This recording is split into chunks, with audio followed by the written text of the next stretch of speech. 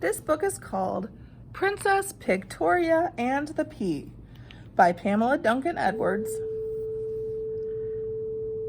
and illustrated by Henry Cole. Princess Pictoria and the Pea. This is a version of the fairy tale of the Princess and the Pea. Princess Pictoria was very poor. Her palace had peeling paint and collapsing plaster. She planted pansies and petunias. She swept and she polished.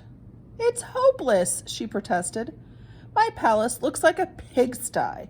If only I had enough pennies to have it painted."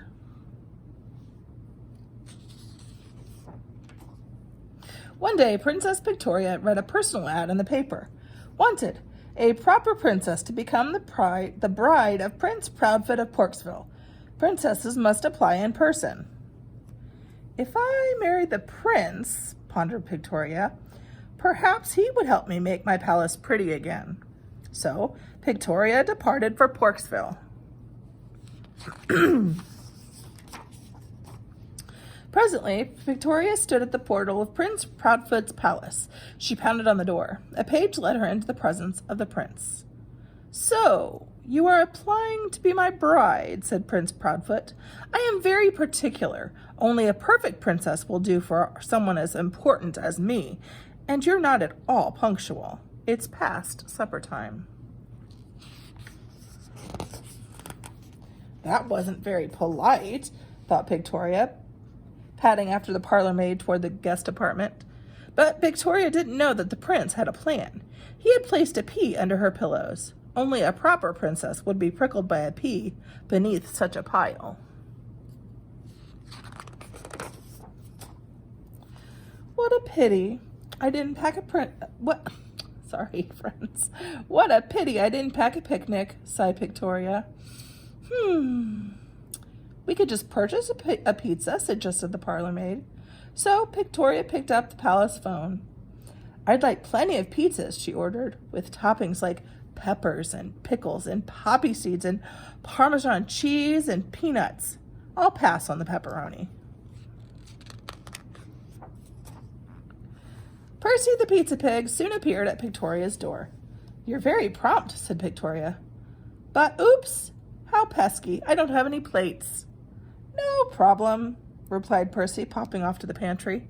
Soon in paraded the keeper of the pantry with paper plates and plastic cups, the parlous porter with a pitcher of pineapple punch, the chief potato peelers with potato chips and popcorn, and the pastry cook with a pumpkin pie.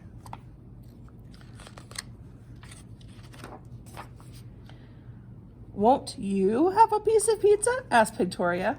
So Pictoria, Percy, the parlor maid, the keeper of the pantry keys, and the palace porter, the chief potato peelers, and the pastry cook ate until everything had disappeared. Then the parlor maid played a piano and everyone performed the polka until they were pooped. Finally, Pictoria said, "Oh, it's past my bedtime. We must part."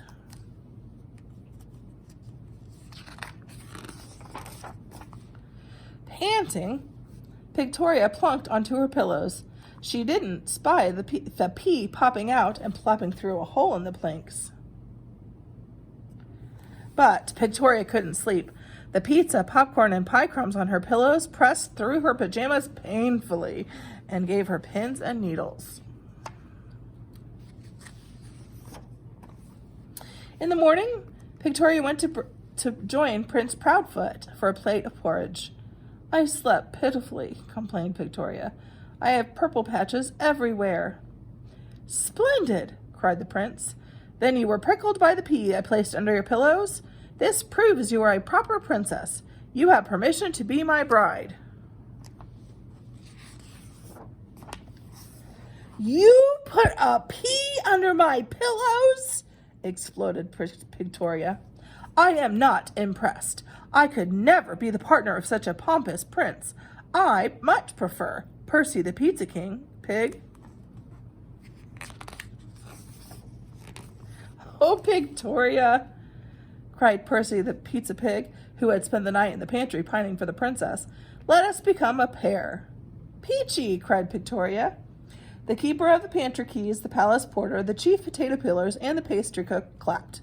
So in April, Pictoria put petals into her pigtail. Then Percy put on his pinstriped suit and pork pie hat. You look like a proper prince, said Pictoria as the preacher pronounced them pig and sow. Pictoria and Percy opened a chain of pizza parlors, which proved very profitable. They painted Victoria's palace, and they purchased a purple pickup.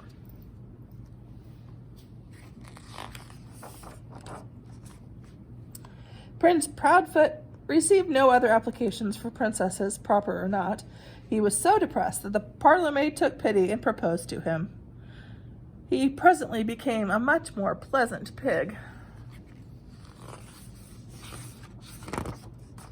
Everyone was perfectly happy, as it's possible to be.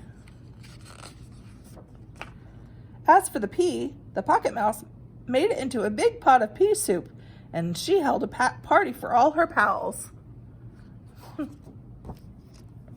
That is the end of Princess Pictoria and the Pea.